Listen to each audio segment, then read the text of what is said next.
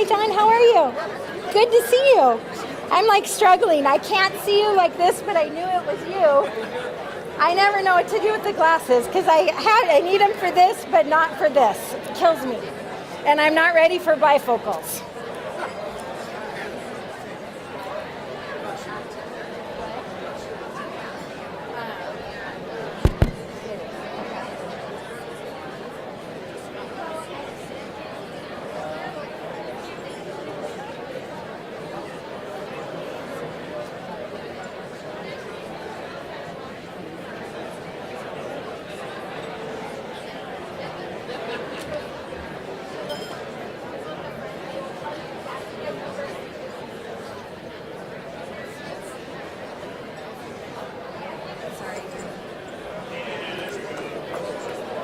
Good morning, everyone, and welcome.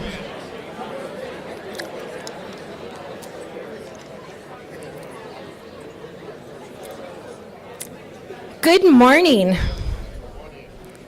right, one more time, I'm saying good morning. There we go, that's some energy. Thank you all for being here today. My name is Linda Koppes, and I'm the CEO and the president of Coeur d'Alene Regional Chamber. It is so encouraging to see the amount of community members who are in this room right now. Thank you so much for being here. And let's first give a big round of applause for Jojo Dodge. Jojo, where are you? You're here somewhere, over here on the side. Jojo is one of our music sponsors who's here today. She's a student, and we are so grateful that you are here gracing us with your beautiful voice. Thank you for being here. Take a minute to look around the room. You'll see a wide variety of individuals. We have business professionals, local residents, elected officials, friends, coworkers, educators, and my favorite, no offense to everyone else, students. We have 10 tables of students who are here today, getting the opportunity to listen to our state leadership. Our hope by having the students here today is that they're able to learn in the real world exactly how business and government work together. My hope is that you will develop a love for civics and that you'll understand the importance of working together to create an amazing community and place that we want to live. So students, if you're here, please stand up. I'd like to give you all a great round of applause. Thank you all for being here.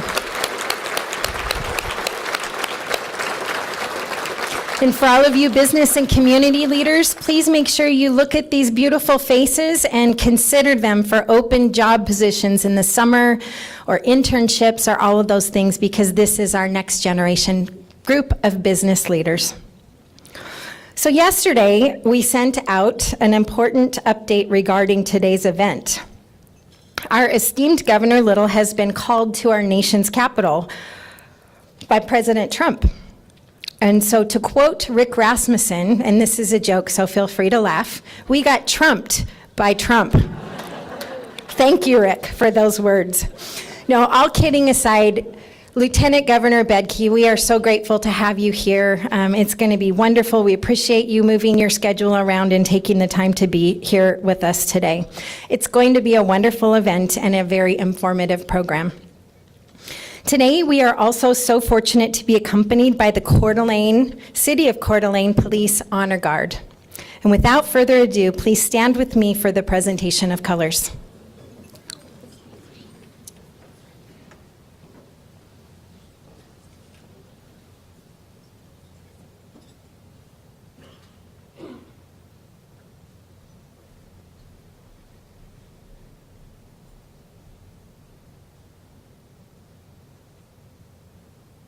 Honor guard! Post!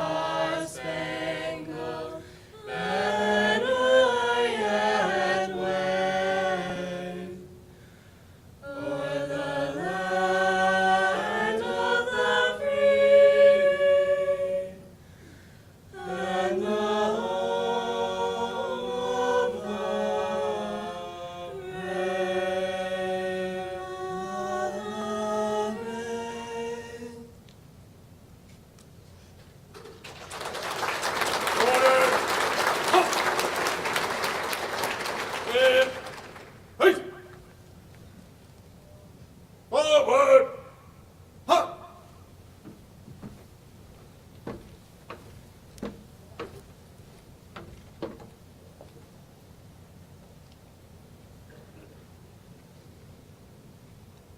Thank you. You may be seated.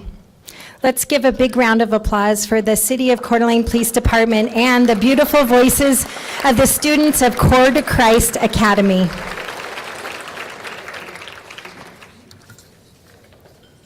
And now please bow your heads for our invocation. Heavenly Father, we come together thankful for the opportunity to gather together today. We are so grateful for our state's leaders and ask you to bless them as they continue to lead our great state of Idaho. Please give us your ears to listen intently to the ever-changing needs of our community, your heart to respond generously, and your courage to lead boldly. In your Son's name we pray, amen. Well, today we have a special treat. I am so excited to introduce Jennifer Passero. Jennifer is Coeur d'Alene's Poet Laureate. She's raising awareness of poetry's role in the community and capturing the city's unique character. She offers readings, workshops, and writes poems inspired by local landscapes, events, and social issues, and we are thrilled to have her here with us today. Welcome, Jennifer.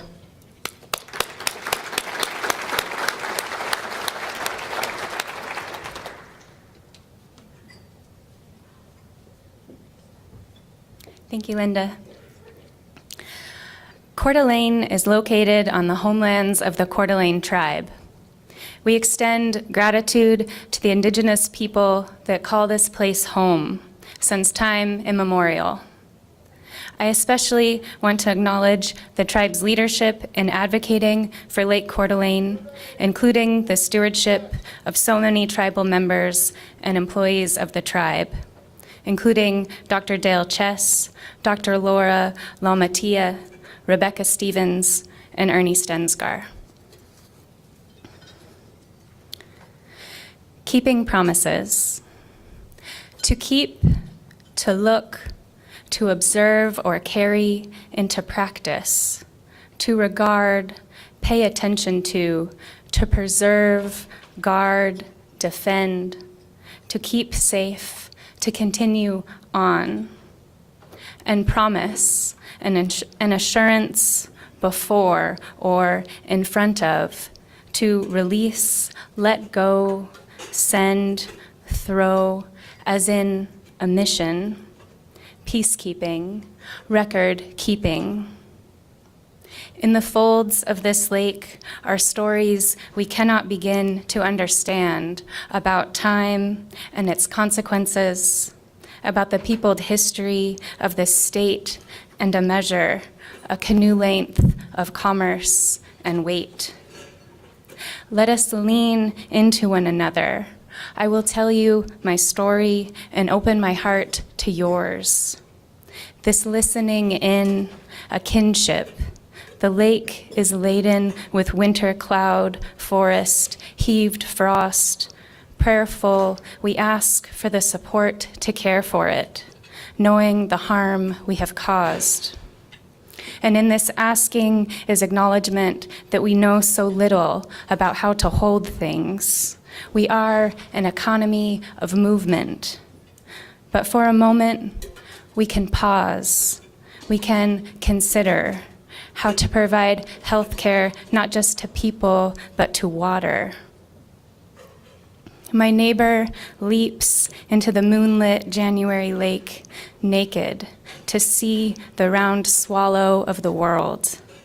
I would wish for her what I wish for each of you: strong, clear strokes that move water, only to be carried by it. Thank you.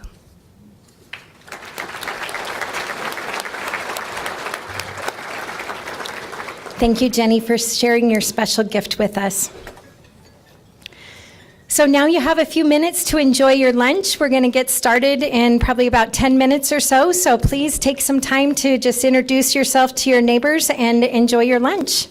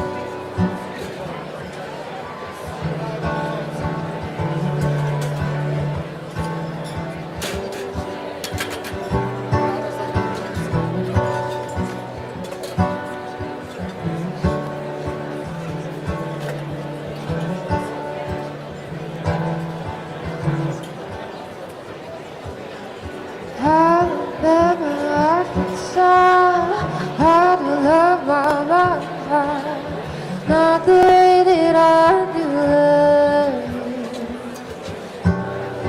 Holding more than me on mine. You're the apple of my eye. But I've never liked you. And then your mouth is fed, screaming to the nothingness. There ain't nothing that I with hot and heavy pumpkin pie, chocolate candy, Jesus Christ. Ain't nothing pleasing more than you. Oh, let me go. Oh, is wherever I'm with you. Oh, let me go.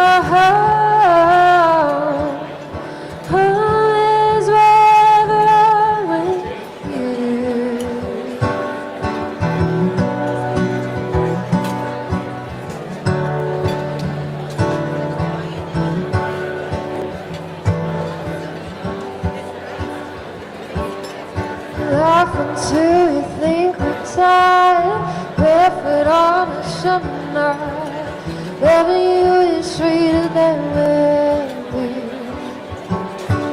And in the streets we're running free, like it's only you and me.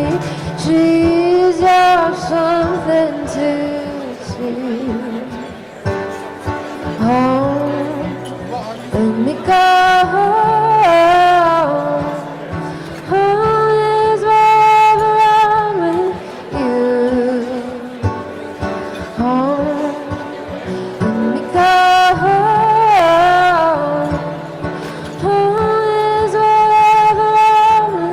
You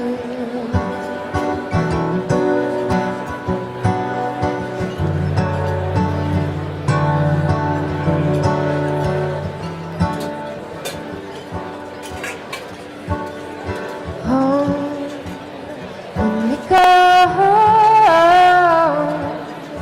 Home is wherever I'm with you. Home, when we go home. Home is wherever I'm with you. Home, yes I am home. Home is wherever I'm with you. Home, yes I am home. Home is wherever I'm with you.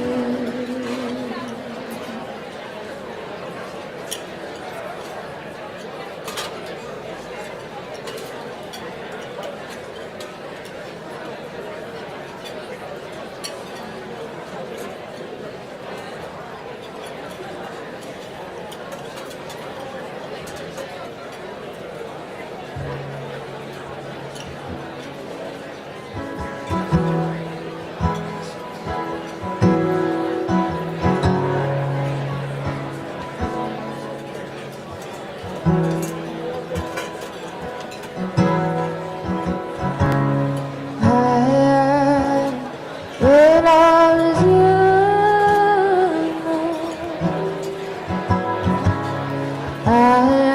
young, sitting on bed, and I don't feel no more. And you can feel nothing but.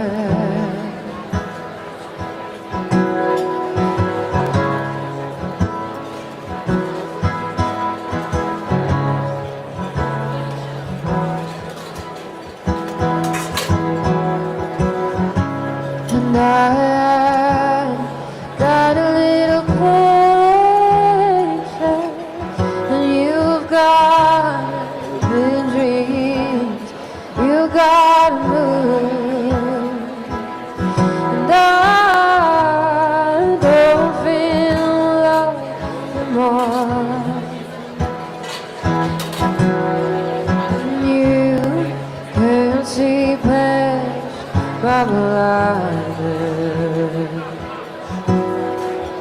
Oh, Ophelia, you've been on my mind, girl, since the fair. Oh, Ophelia, having up a fool who falls in love. Oh, Ophelia, you've been on my mind, girl, I could just. Oh, Ophelia, having up a fool who falls in love.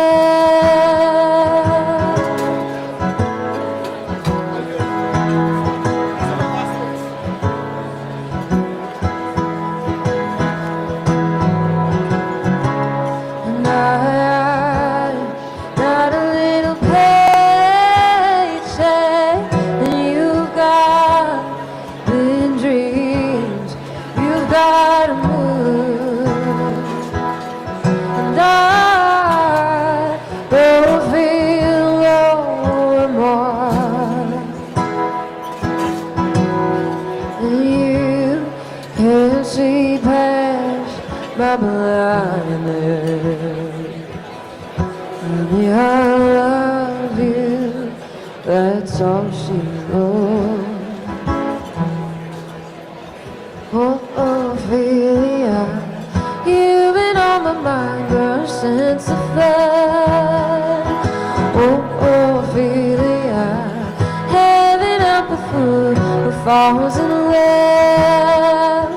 Oh, Ophelia, you've been on my mind, girl, I could just. Oh, Ophelia, having up a fool who falls in love. Oh, Ophelia, you've been on my mind, girl, since the fair. Oh, Ophelia, having up a fool who falls in love.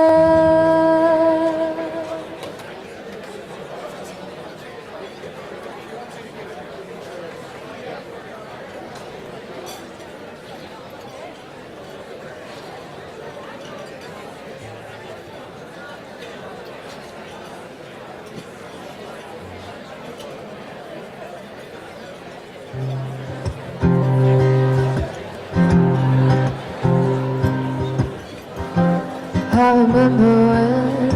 remember when I lost my mind.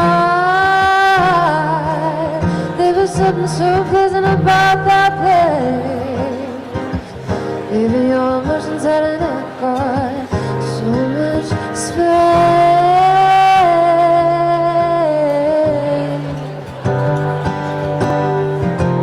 When you're out there without care, yeah, I was out of touch,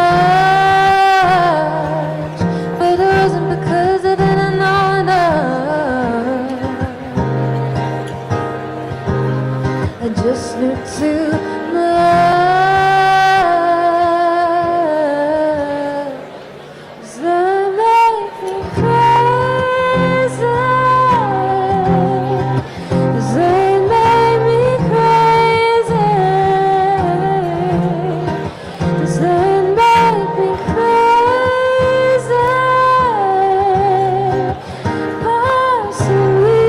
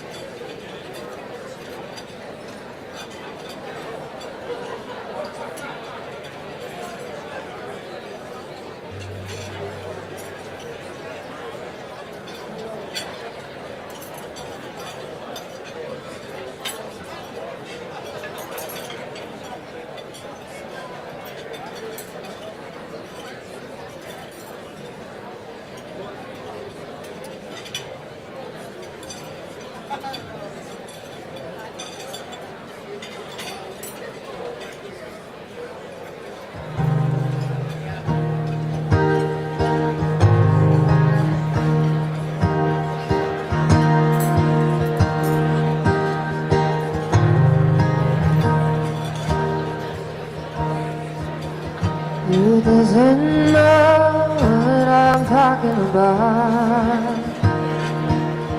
Who's never left home, who's never struck out, different and dreaming a life of their own. A place in the clouds, a foundation of stone. Many precede, many will follow. The young girl's dreams no longer hollow. It takes the shape of a place out west. But what it holds for her, she hasn't yet guessed. She needs wide open spaces, room to make big mistakes. She needs new faces. She knows the high stage. She knows the high stage. She traveled this road as a child, wide-eyed and grinning. She never tired. And now she won't be coming back with the rest. If these are life's lessons, she'll take this test. She needs wide open spaces, room to make big mistakes. She needs new faces. She knows the high stage. She knows the high stage.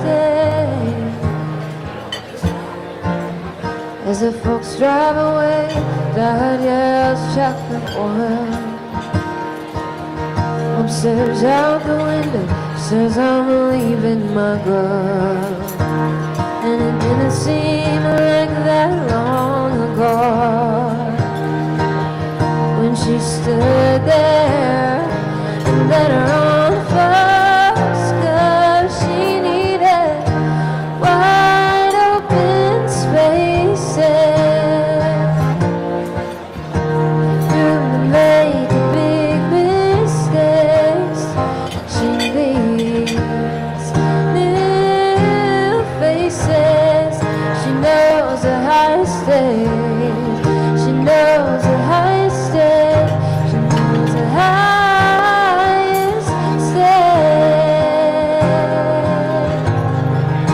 Highest stage. Highest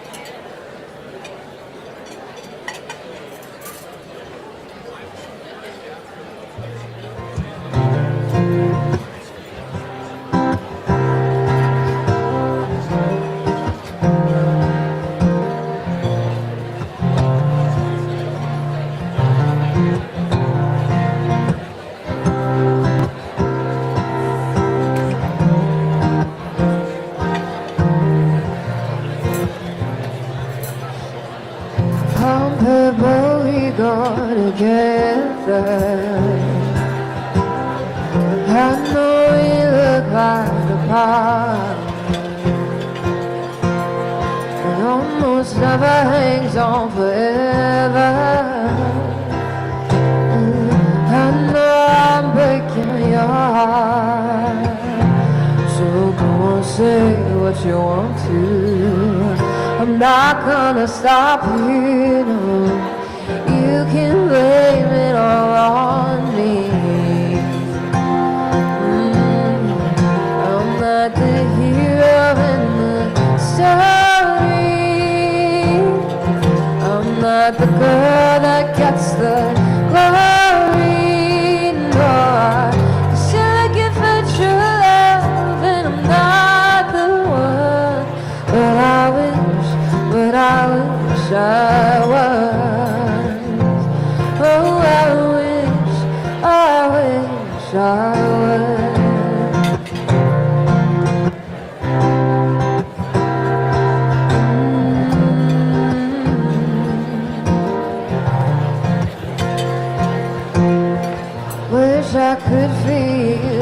about you, the way you feel about me. But you can't make a heart say something that it don't believe.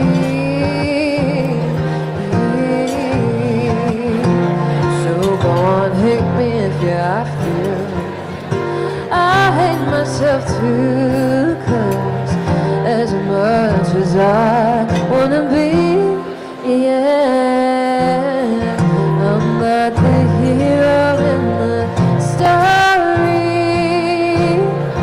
I'm not the girl that gets the glory. No, I should give her true love, and I'm not the one. But I wish I was. Oh, I wish I was.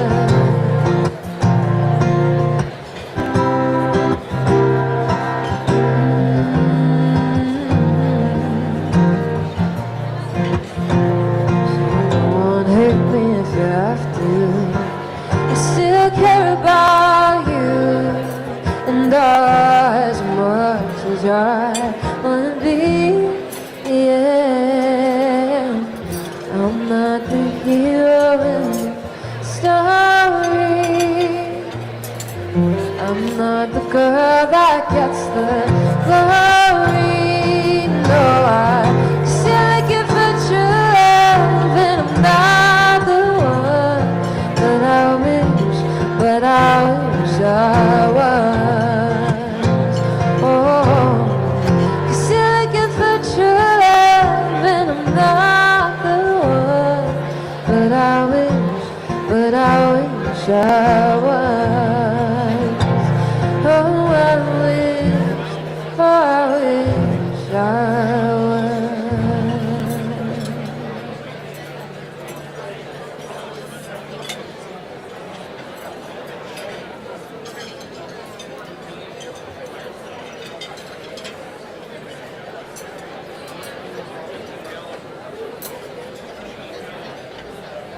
Let's give a big round of applause for our amazing JoJo Dodge. JoJo, thank you so much for sharing your beautiful voice with us.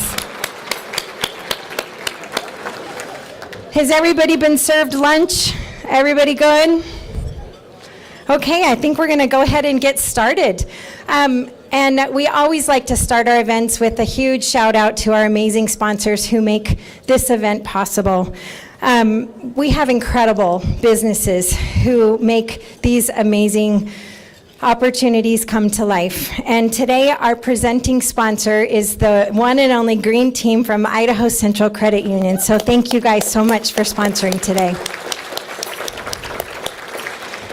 And this wonderful group of individuals has graciously donated their time on stage today, giving it back to our Lieutenant Governor so that we can have more time with Q&A. So thank you again for you guys being here and for sponsoring.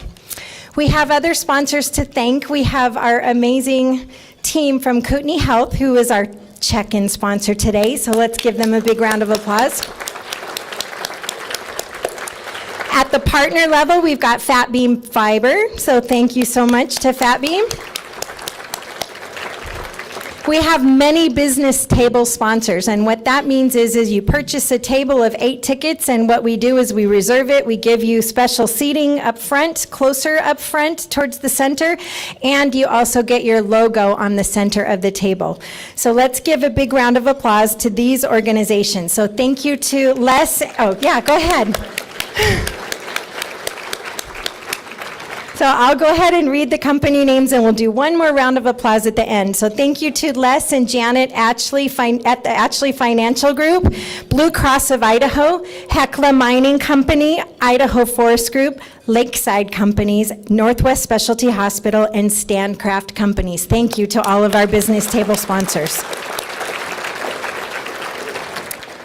Our next level of sponsorship are our businesses who have graciously agreed to sponsor the students who are here today. And so we have 10 tables of students from local high schools and middle schools around the area. And that's public schools, private schools, charter schools, you name it. We need a strong educational system, and students, we are so grateful to have you here. So I'm going to read the names of the business or the student table sponsors. Let's give them a round of applause at the end. Avista, Coeur d'Alene Tribe, Interstate Concrete and Asphalt, Lakeside Companies, North Idaho Higher Education, Northwest Specialty Hospital, Parkwood Business Properties, and STCU. Thank you very much for sponsoring our students. Our hope with that sponsorship is that the businesses who sponsor these students, we exchange contact information so the students can stay in touch. And who knows, there may be a relationship might develop, and I know Rick has definitely hired students from these types of sponsorships, and that's what we're trying to do, is to really create a strong partnership and relationship with our next generation leaders and the businesses that we have here in our community today. We have an advertising sponsor, so thank you to TDS Telecom. Sandy, are you here? Somewhere, TDS. Thank you for that sponsorship. We've got an AV sponsor, so thank you to Ziply Fiber for sponsoring our audio-visual. And last but not least, an extra shout out to our music sponsors, not only JoJo Dodge, but the amazing students from Coeur to Christ Academy. Thank you guys for sharing your gift. Research shows that communities that invest in the arts have thriving economies, and so that's something really important that we try to do here at the Coeur d'Alene Regional Chamber, and that is to bring more arts into the fold. So that's why you see beautiful words from Jenny and her poetry, and then also the amazing music that we bring in with local students and professional artists and all of that. And let's face it, it gives the room a little bit more energy and buzz, right? Don't we all like having that vibe of having nice music to connect with? One more round of applause to all of our sponsors. So we're going to move into our program portion, and I am thrilled for the very first time this year to introduce the very brand new chair of the Coeur d'Alene Regional Chamber Board of Directors. He's also the legislative director at the Coeur d'Alene Tribe. Please join me in a warm welcome for our amazing leader and today's MC, Tyrell Stevenson.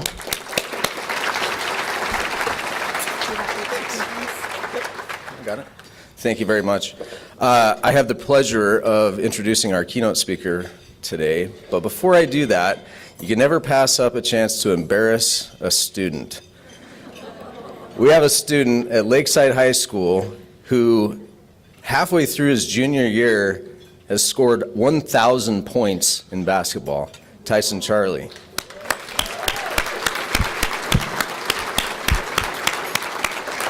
Awesome job.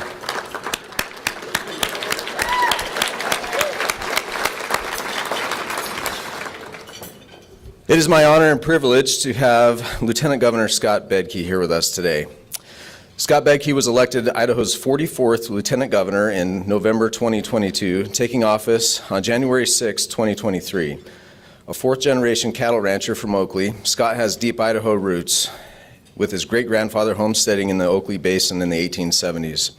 After earning a degree in finance from Brigham Young University in 1981, he returned to Oakley and served on the city council before being elected to the Idaho State House in 2000, where he served for 11 terms. Scott was elected Speaker of the House in 2012 and became Idaho's longest-serving Speaker.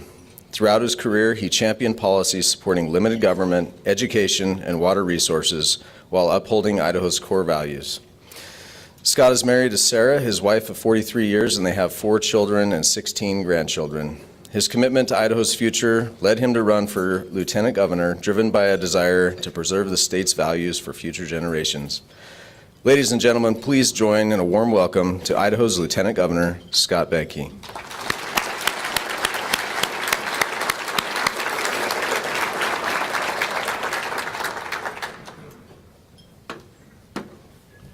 Thank you, Tyrell. Well, let's start off and dispense with the business. Governor Little would have loved to have been here. And it was yesterday morning about 8 o'clock. I was in the Capitol there, and anyway, I usually swing through the governor's office, and he said, "Hey, what are you doing tomorrow?" And I said, "I don't know, what are we doing tomorrow?" And anyway, he was called to Washington for some type of a ceremony. He was headed out there later in the week, but had to go a day early. And here I am, the dutiful spare tire. Everybody asks what the job is as the lieutenant governor, and so pinch hitting comes to mind. I'm the president of the Idaho State Senate. As was said, I presided in the House of Representatives for 10 years, and now in the Senate. I don't think anybody else has done that, frankly. It's not bragging, is it? You scored 1,000 points. Be proud of that. It's no wonder, so they redid all the high schools, and a lot of the old 5A'ers are now 6A'ers down on the other end of the state, and and your reputation in sports up here precedes you, and they know that they got to come loaded for bear when they come up north or when they meet in the state tournaments. So good on you. That's quite an achievement, 1,000 points. And you're just a sophomore, right? Junior. All right, well, we'll see you later then, okay? It is my pleasure to be here. Let me just elaborate a little bit on the introduction. So in real life, I'm a cattle rancher. That's what we do. And but the twist and the background of that gets me here or in elected office is that I ranch on your land. So we're public land ranchers. And so that's always difficult. I'm the fourth generation on the family's cattle operation. So my grandfather, who came from Prussia in 1860, settled in Oakley eventually and overwintered there for the first time in 1878. And predating the BLM, the Forest Service, the state of Idaho, all of that. And as civilization caught up, then it was all public domain that went into either the Forest Service as administered by the Forest Service or the Bureau of Land Management. And so you can imagine how that is to try to run a business, a multi-generational business, when no never means no for more than 4 years, yes never means yes for more than 4 years. So the whipsaw effect of the public land management policies of the Biden administration are different than the land management decisions that the Trump administration will make, and every one has been a little different, and that's where we come from. And so there's always been a political component to ranching in the West, whether we like it or not. And so it fell to my lot as I graduated and came back to the ranch to be the one that went to the meetings. And so I always needed to be able to justify, so we ranch out there with at least your tacit approval. And so I need to always be ready to explain how your interests in the public land in Idaho, whether you live in Idaho or New Jersey, are being met by public land ranching families there. And I took that to heart, and I really believe in what we did. And one thing led to another. I ended up going up through the chairs in the cattle associations. I was always too chicken to run for public office. He mentioned that I was on the Oakley City Council, and that's just because it was my turn. That was not a big lead up to that. But I was very active in the cattle industry and was an outspoken advocate for the West and for our way of life. I had testified in Congress several times before I ever testified in a committee in Boise, because that's where the decisions were made. And so I am very humbled to be here. You know, this is a pretty heady experience for a kid from Oakley to address a group this large and this august. I really love coming to Coeur d'Alene, and on many levels envious. Now the sagebrush down in southern Idaho is pretty, and there's strong grass there, and the cattle do well there. But you I think have the corner on the beauty in the state here for, you know, whether, it doesn't matter what season it is. This is a beautiful part of the state, and you're lucky. Well, I don't know that I should use the word lucky. We're blessed to live in Idaho.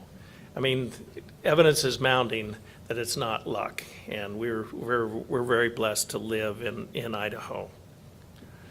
So, as it was said, for more than 10 years, I was the Speaker of the House, and where we helped then Governor Otter and Governor Little achieve much of what we enjoy today.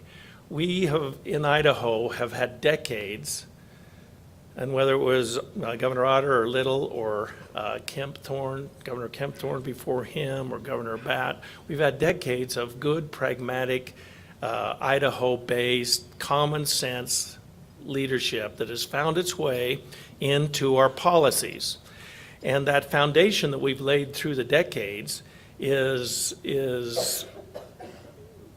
the reason that the state is doing so well now.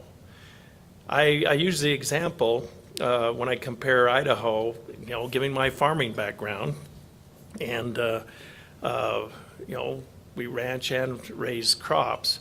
And so there's this concept in agriculture about being a low-cost producer. So let me explain what that is. So, all right, so let's say that there's two wheat farmers side by side, and it's down south, so it's irrigated. Another reason you're blessed up here. And farmer A is a good farmer, and he has adequate equipment, nothing fancy. He farms, he's on time, he's doing everything right, he has what he needs, and he plows it back into the farm every year.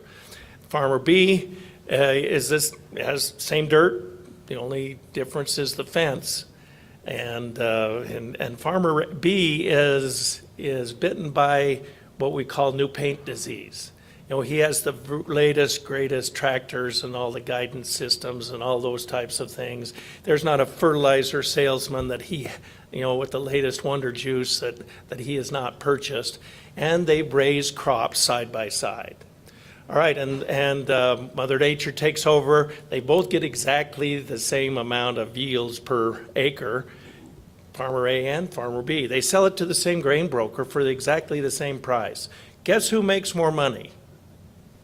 Farmer A, because he's a lower cost producer. Now, I draw that analogy because that's kind of how Idaho has been. We have been the low cost producers, and we are a state that values freedom. We are a state that believes that you should keep as much of what you earn as you possibly can, and that we're a state that creates opportunities for our families and for our kids and grandkids. And so when we get discovered and all the economic activity that comes with that discovery, read, we're the fastest growing state in the nation now. And many of you are maybe new to the state, and we welcome you. I am not that guy with the bumper sticker, okay? So welcome to Idaho, but this economic activity that we enjoy, when you couple that with the low cost, being a low cost producer state, cranks out budget surpluses. Now let me tell you a little bit of what we've done with those surpluses. What is a surplus? That's when we set the budget here and you send in taxes there. The difference between covering the budget and the amount of tax revenue is the surplus. And we have in Idaho did run billion-dollar surpluses on a pretty austere budget, you know, for 3 years in a row, and we're doing okay this year too. Not at the billion-dollar level, But, so what have we done with that $1 billion? Well, number one, given our list of values, we gave a big chunk of that money back to you, the citizens, and lowered the tax rates. In fact, over the last, well, since 2019, we have, we've had a, I don't know how to phrase this, but the money that you have foregone giving the government has been $4.6 billion in Idaho by the lowering of the tax rates since 2019. That's a thing. That money is at work in your pockets, not in the state of Idaho. Now, but we understand that there is a necessary role of government that needs to do certain things. And we have invested back into that list of things, including roads, bridges, our school systems, our water systems, and back into our kids in the form of investments in the schools, but also in the Idaho Launch Program that allows any graduating senior from Idaho to go into a vocational program, like the ones they have at NIC, Nick, and to get an education. It's $8,000 that can be used over the 2 years. $8,000 in Idaho is still real money, and it is an obstacle for many of our kids to go back and learn the trades. And it's concentrated on the blue-collar end of our job spectrum. We cannot get enough welders, mechanics of all kinds, carpenters of all kinds, electricians, HVAC. We can't get enough teachers. We can't get enough airplane mechanics or pilots.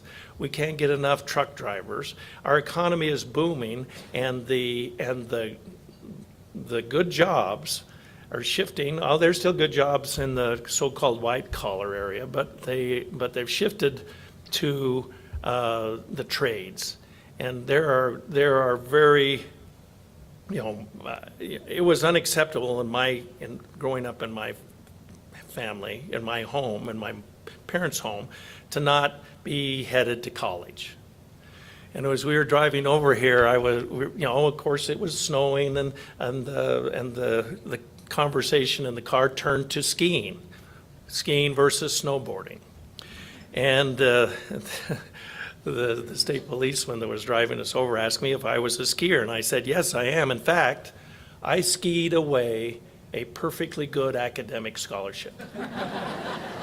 And so, yeah, I can ski. But the point is that we invest back into our kids with this surplus and with this economic activity that has happened here in the state. We also make it a priority to keep our community safe. It doesn't matter if we're the fastest growing state or the most prosperous or whatever, if our communities are not safe. Number one, we just take that for granted. Let me tell you another quick story. So I was around the House of Representatives for a while, and before I was the Speaker, I was the Assistant Majority Leader. And one of the jobs that just comes with that position is you're over the plant facility of the Capitol. So when we did the remodel down at your state capitol, then I was the House Chairman on space allocation and remodeling and everything, and I'm very proud of that building. And we chose to make it a working museum rather than a museum with an office building to the side. And it is a beautiful building, and I'm proud of it. All right, against that backdrop, I'm in the rotunda last summer. And there's this group of kids, a lot of students in there, and in this one particular group, for every student, there was a set of parents. And, in the legislature, I became an accomplished eavesdropper, okay? And so I could kind of hear what they were talking about, and they were blown away by the beauty of the building and the fact that they didn't have to go through a magnetometer to get in there. They just walked in off the street. And so I'm listening, and I deduce that these are soccer players and their families that were in a big tournament in Nampa, and they were there waiting for the games to start and whatnot, and thought that they would tour Idaho. At this point, I just went over and started talking to them, and it turned out I have keys, and I brought them upstairs to go on the Senate floor and answer questions. And they were blown away by that. And they were just, this was not a usual experience for them. And they just keep going on and on about Idaho. And every one of them knew somebody that moved up here. And you know, and so as we were answering questions and going back and forth, one of the fathers was going on about he's, you know, and he was kind of half joking and asked if I could find him a job up here, and I said, yeah, by this afternoon, and that's very true. But he was going on and giving and complimenting us for the state, and just they were trying to describe the feel, and his son cut him off as he was just trying to describe the feel. He said, Dad, a little more backdrop here. They had not driven from Nampa to Boise on the freeway. They took the back roads, okay?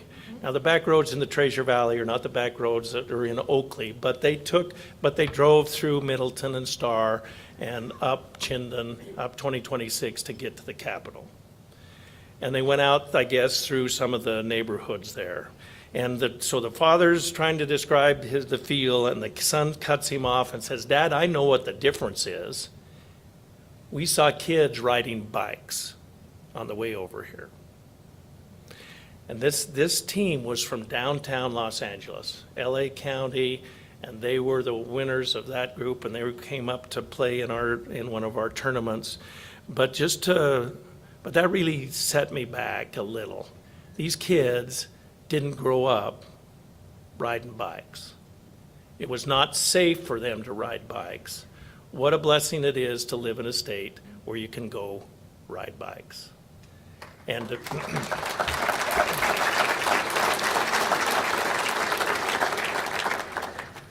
so as we try to adjust our policies to this tool belt generation, you know, we're hearing a lot of things, you know, tool belt generation, Doge, you know, Department of Government Efficiency. We've kind of been doging before the federal government did. And we've kind of been focusing towards the tool belt generation here in Idaho before it became a headline in the Wall Street Journal. There's another story I'd like to tell you that signals that there is definitely a new sheriff in town. I mean, the town of Washington, D.C. So I'm in the office the other morning. There are people in there, and I get a phone call. And I, you know, glance down. I don't recognize the number, but Siri didn't either. But she'll declare it spam if it is. And this was a 202, which is the Washington, D.C. area code. And so I picked it up, and I immediately excused myself and said, you know, I am busy right now. Can I call you back? And it was, yes, certainly, Mr. Lieutenant Governor, we can do that. And I thought that was a little odd, and I said, I'll call you in 5 minutes.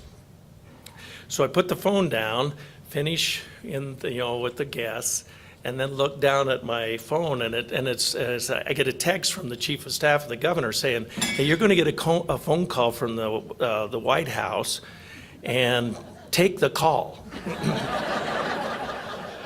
So I immediately called him back after, and went in the other room. And this was the White House saying, it is my job to be the liaison for the Pacific Northwest with the elected leaders. If you have any problems navigating the federal system, call me. That kind of blew me away, frankly. I don't know how it's going to work.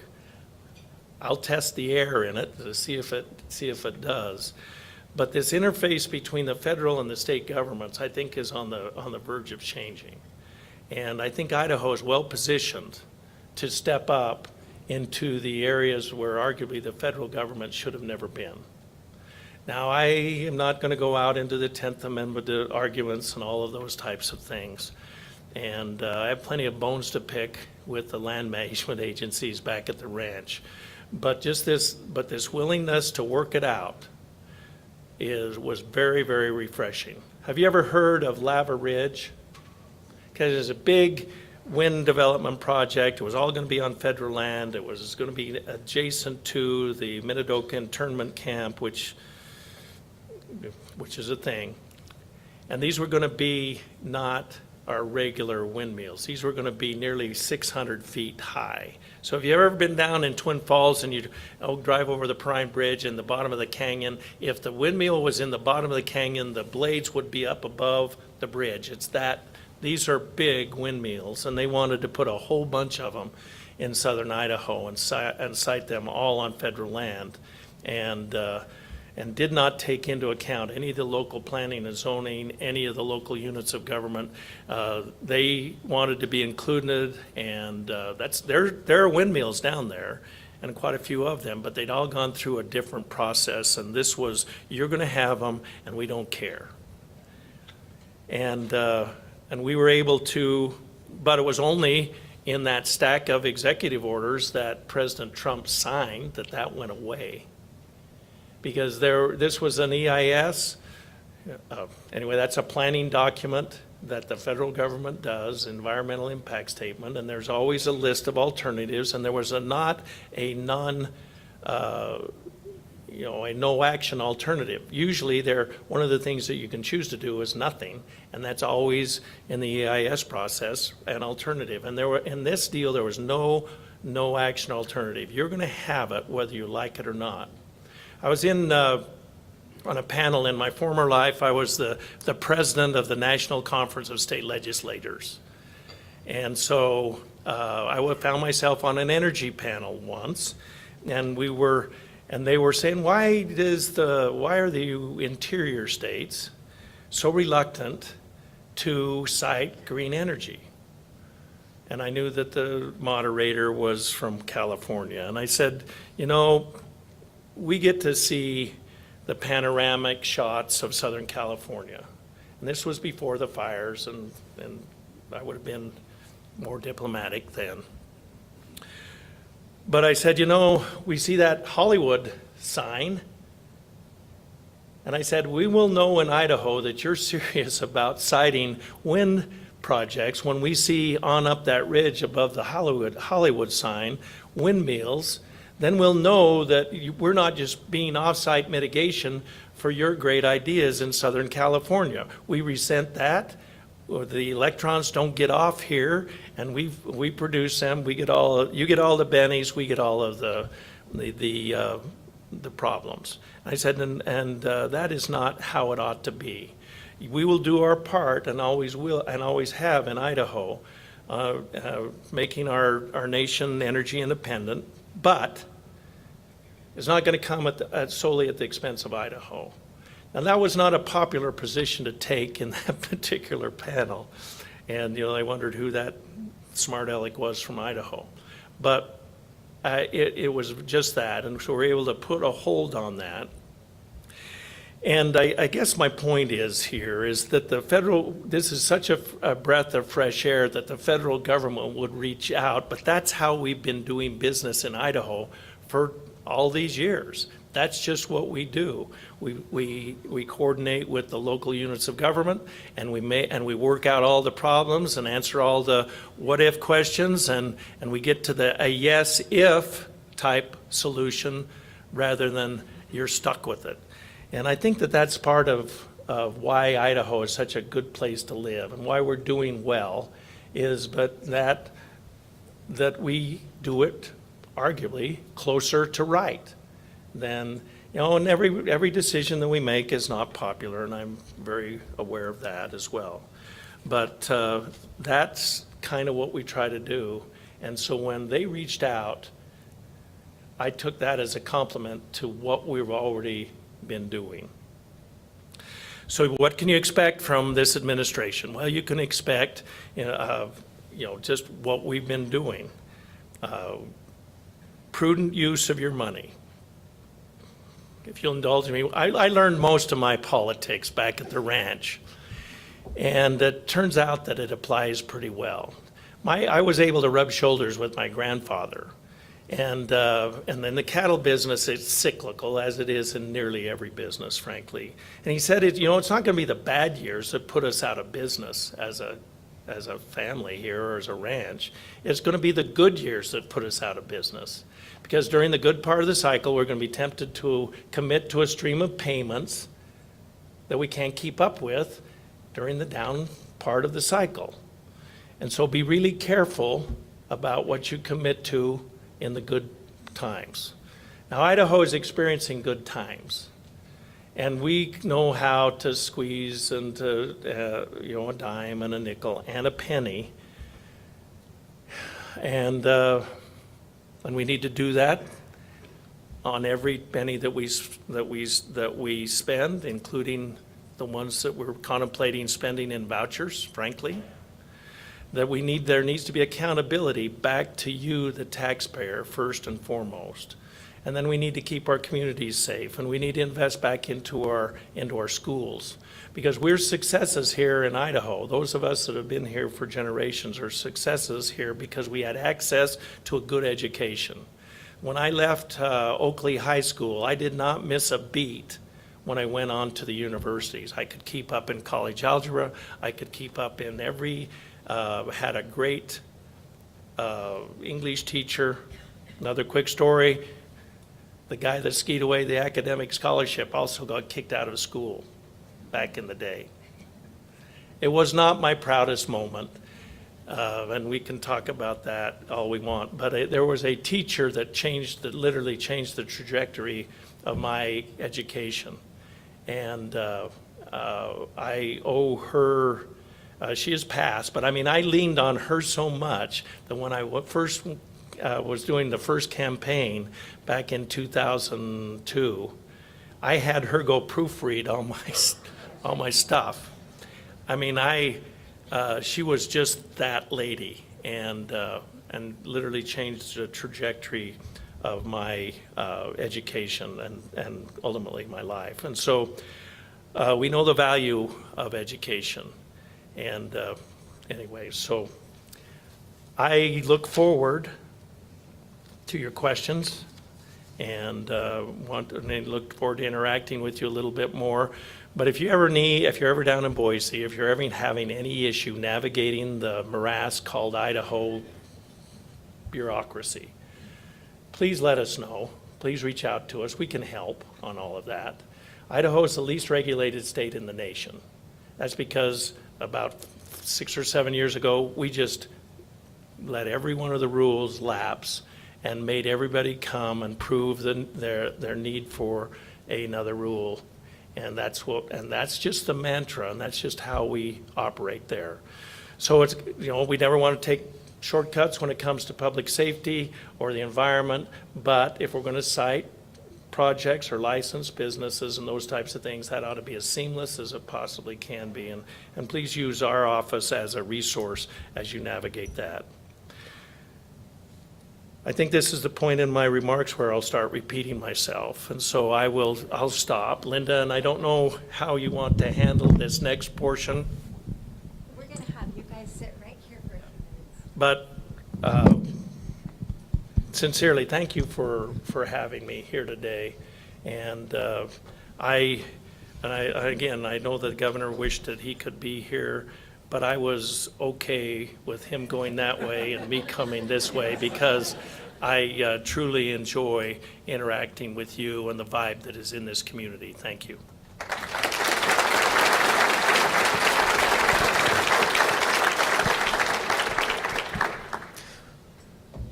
We have a couple of questions that the membership has come up with. You've, of course, touched on education, and we know that education is a top priority for Governor Little. Could you talk a little bit about some of the specific achievements that his administration has had and some of the other priorities going forward, the importance of teachers and pay and those sorts of things? Yeah. Is this on? Okay. That's a great question. I think that the first thing that comes to mind is the launch program. I think that is unique among states. Is that we've always had scholarships ready for the kids that were headed to university to be doctors or lawyers or whatever.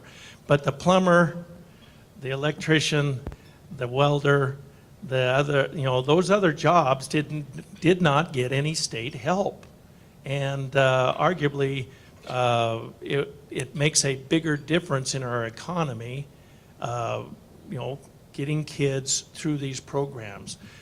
2 or 3 years ago, only 30, well, it depends on where you look at, but about 34% of our kids left high school and went into any organized program, whether it was a university, a college, a accredited program. Certainly less than 40% did. Now we've bucked that national trend, and more of our students are going on. And to emphasize that, the enrollment in community colleges in Idaho is up 15% this year.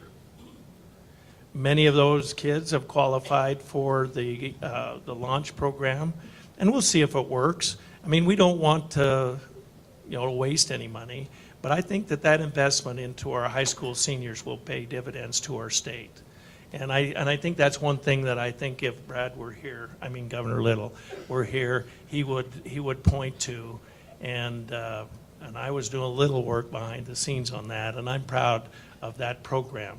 Now, we're going to have some kinks to work out, and we're not going to arrive smart, but we're going to arrive ready to work and to fix things.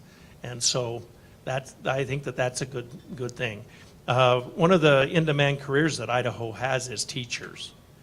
And as an employer, and many of you are employers, if you're going to ask someone to give you their career or their adult work life, we owe them a commensurate wage for that and the benefits that come to it. And I don't think it's ever been right that we take advantage of someone feeling the call to be a teacher, and then so since they're going to do it anyway and probably would do it for free, then we'll not pay them. That just doesn't ring true to me. Keep in mind my experience with my teachers. I owe the debt of gratitude and the debt that I owe my good teachers. There was arguably another type of teacher that got me kicked out, but the ones I was hard. But the debt that we owe them as a society is huge, and they need to be well compensated, because these graduates can go just about anywhere and get a pretty darn good job. And if we want them back teaching our kids, then we want to be able to attract pretty good people. Definitely, I think and money helps. It does, yeah. And for the Coeur d'Alene Regional Chamber, we've started a program here, our little scholarship program, which has grown tremendously, and we've seen successes with that. Just what $1,000 will do to encourage people to pursue something in higher education or post-secondary or certificate programs. Yeah. When you could expose a kid to, when you have that aha moment as a student, remember when it happened to you of I can do this, and learning became focused to an end. And when when that switch flips, then it changes lives. It really does. And if you're worried about you don't have the money, or you don't have the this, or you don't have the that, then the default position is to go get to not go. And anyway, we can do better. We're proud of this launch thing. And we'll see how the legislature treats it this year. I hope they treat it kindly. You mentioned the wildfires in California, and we're in a much different climate here, as you might have seen outside. Yeah. But wildfire risk is top of mind.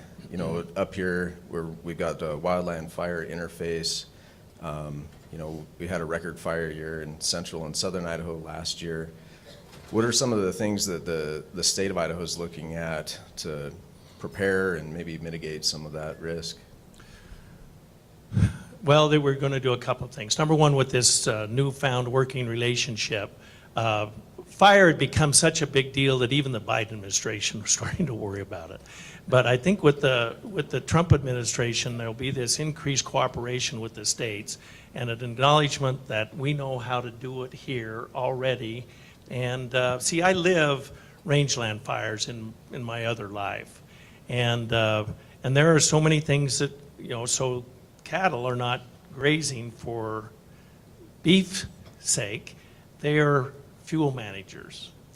And you can see when those fires come in right up to the line where the cattle were and the cattle weren't.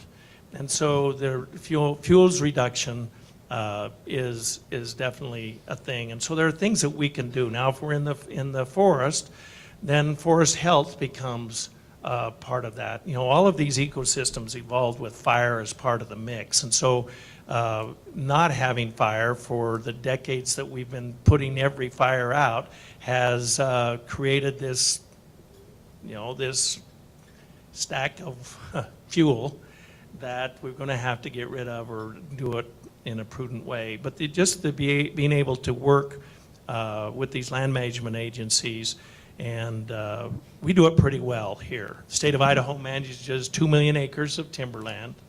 Our fires, the size of our fires are minuscule. You know, we have some fires, but we are exposed to the same fronts, the same lightning strikes as everybody else, the same campers that don't put their stuff out. We're exposed to that as well, but the size of our fires are much less. Like, I think our average size is 9 acres compared to the average size on the federal side of the fence. And so I think that there's some things that we can do. It's going to take firefighters. So you'll see in the budget a recognition that, you know, they can go work for the BLM or the Forest Service for this amount of money. And so the state of Idaho has got to be competitive in our wages, and we've got to be competitive in having our, you know, good tools. We've got to, you know, to quit paying our bills after they happen and have money in the bank for fighting the fire. And you'll see that in the governor's budget this year, is to fill up what we used last year. So we've got it going into the year, into this coming fire year.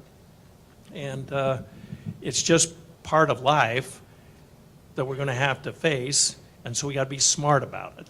And so the suburban interface with the forests and whatnot, we got to be really smart about that.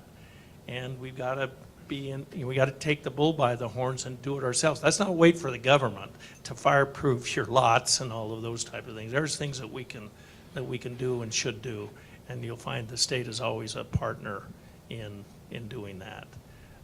It's a huge deal, and yeah, we like to bash on the federal land management stuff, and it's deserved.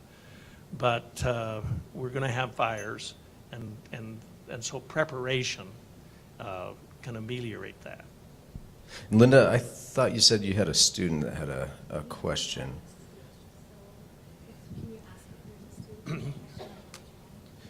Was there one of the students that had a question? That's what these guys are talking about. Because you would go to the front of the line.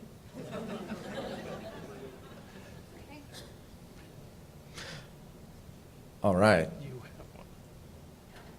It's not regarding land management, though. All right, well, we can change the subject. I was just kind of curious with, I'll give you a mic. Hello, everyone. I'm Payne DeVore from Timberlake High School. I was just curious, what our state plans to do with the Department of Education being dismantled in these upcoming years? Well, that's a pretty good question.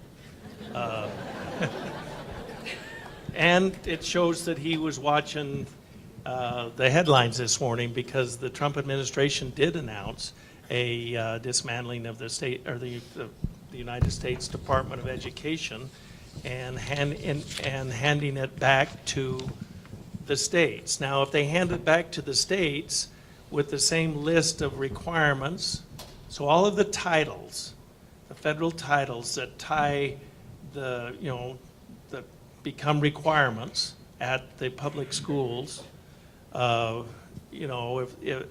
there's money attached to each one of them, I mean, they do the school lunch program, start there. Are we going to do the school lunch program? If we do, that's going to cost, that's going to cost additional dollars. Are they going to block grant the monies that went to support these federal laws back to the states? If they do that, then we'll do it better, and we'll do it cheaper, and we'll do it more efficiently. That's just how we will do it. There won't be the inefficiency that plagues the federal government. So we'll do it that way. Will we be, so I don't see us being able to walk away from our obligations to those in need. So, special needs kids, those requirements are vested in federal law, but they're also vested in human dignity, and I don't see Idaho walking away from those obligations, whether we pay for them, or whether they pay for them, or we pay for them. That's just my sense. So I think that we can do a pretty darn good job. I was at a deal the other night with the superintendent of public instruction. That same question was asked her, and she said Idaho is ready to go, and we can do this. And that's your superintendent, Debbie Critchfield, who is on top of her job. And I think that, but we can only do what we can do. And so if we're block granted the federal money, we'll do it every bit as well, if not better. And there'll be a stark before and after. But if they don't send the money, then that's going to shift the responsibility back to you, the taxpayer, and then we're going to have the hard questions of what do we spend our money on, and how are we going to prioritize. But I think the ball got rolling this morning. So, good question. I think we have time for one more question. All right. Brianna's The got students have found Yep. their voices. Perfect. That's what we want. Hello, testing. All right, here you go. Thank you. Will Idaho pass a plan to get rid of the need for communities to pass levies to maintain our our schools and programs? I think I didn't hear it all clearly, but I'm assuming it has to do with school facilities, Yes. levies, Operational levies, yeah. property taxes. That's an issue. Now, there's two schools of thought here. And I'm from the South, and if we go back 30 years ago, or 40, we didn't have Forest Service funds. We had PILT that was always underfunded, but the northern school districts always got a check from the harvesting of trees. And so there's not a culture here of passing bonds like there is in the South. So I'll start there. But I did take an oath to uphold the Constitution of the state of Idaho, and it says that the legislature is to provide a general, uniform, thorough system of free common schools in Idaho, and the courts have added to that general, uniform, and thorough means a building. Now, we have shared that responsibility with local units of government through the years, and I think there's always going to be some shared responsibility there back with the local communities. But and you saw this start last year, under House Bill 521, there was a major step up on the amount of money earmarked for school facilities in that bill, and I think you'll see that continue to happen in this legislative session. Is it going to be enough for every school and every need every want, let alone every need statewide? Arguably, the answer to that will be no. But I do think we can do a better job balancing the amount of effort that it takes for a taxpayer to raise $100,000 in a property-rich district is about a third of the amount of effort that it takes to raise the same $100,000 in a property-poor district. And so if the federal government owns 80% of your county, they're not paying property taxes. They've kept you out of the forest now, and you can't sell trees that used to support roads and schools. And so there's something that has to give there. And I am assuming it's going to come back in a larger way to the state's general fund, and hopefully, we can equalize the amount of effort of every property taxpayer. So if you're in a property-rich district, you still do some. Well, and then, but that's equalized. Hand me a water bottle. I can't talk with, just give me that empty one right there. This is how we used to do it in Idaho when we were funding public schools. We'd say every classroom unit is going to get a bottle of water or a unit of funding. Okay, let's say it was $100,000 per classroom. And back before we took property taxes out of that mix, we would tax the local unit, the local property by 3 mills. In some districts, it would fill the bottle up that far. In other districts, it barely covered the bottom. But in some districts, it filled the whole bottle up and 2 or 3 bottles worth.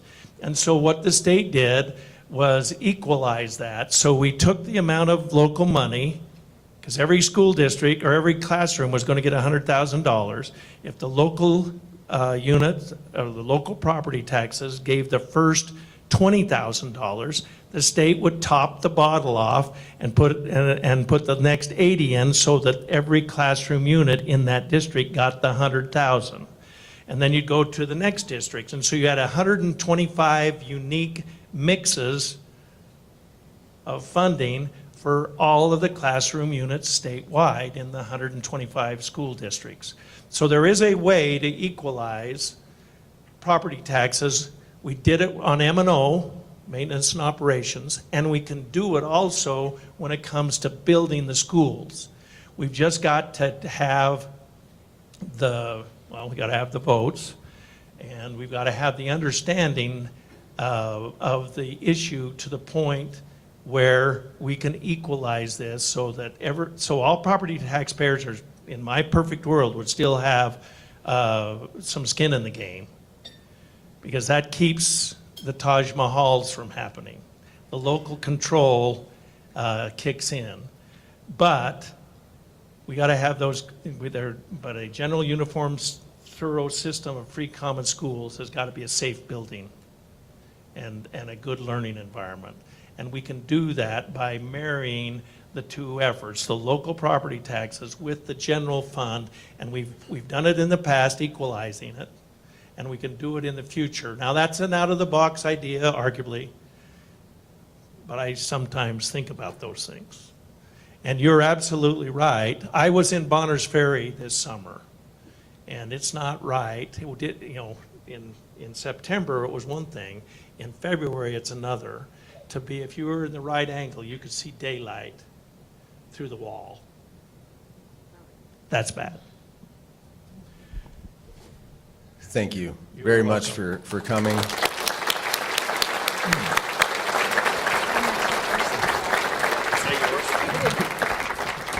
We really appreciate that. Guys, there's so many more questions I know that you have, and there's an amazing plan. Governor Little, for State of the State address, has published a Keeping Promises plan. So if you're interested in learning more about their agenda, please make sure you take a look at that. We also, at the Coeur d'Alene Regional Chamber, along with the other local chambers, have a joint public policy, and we have issued top legislative priorities and where we stand on issues around education, on healthcare, on taxes, on infrastructure, on all of those things. So if you're interested in learning more about our position on those things, please come see me, email me, Linda at CDA Chamber. We're happy to get you engaged in that. I think what's so important is for us as business leaders and for you next generation business leaders, to be thinking about the kind of world and the kind of state that we want to live in. And it's not just this responsibility of our elected officials to make that happen. It's our responsibility to support them, to communicate with them, keep those lines open, and help them to understand what our needs are and the kind of world that we want to be in. We live in a very divisive world right now. We have a lot of issues that our state is addressing, and it's now more important than ever for us to work together with our government leaders to help them be successful in their jobs. So please, if you take nothing away from this event today, please take the personal responsibility that our leaders, our legislators need to hear from you. There's a lot of bills that are going on during this legislative season, and they need to hear your voice. We need to represent the kind of world that we want to live in. So let's do one more round of applause for Lieutenant Governor. Thank you so much for joining us here today.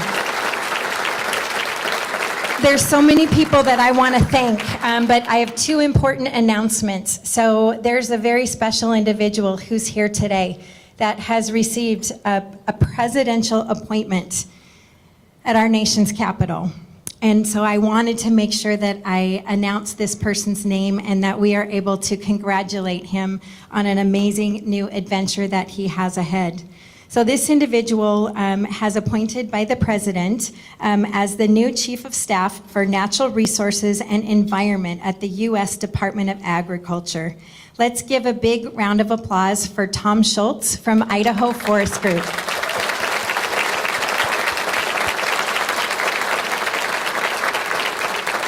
Tom, thank you so much for your leadership and all that you've done to make our community a wonderful place. And we wish you well, and we send you lots of blessings and prayers for you in your new adventure in Washington. So congratulations on that appointment.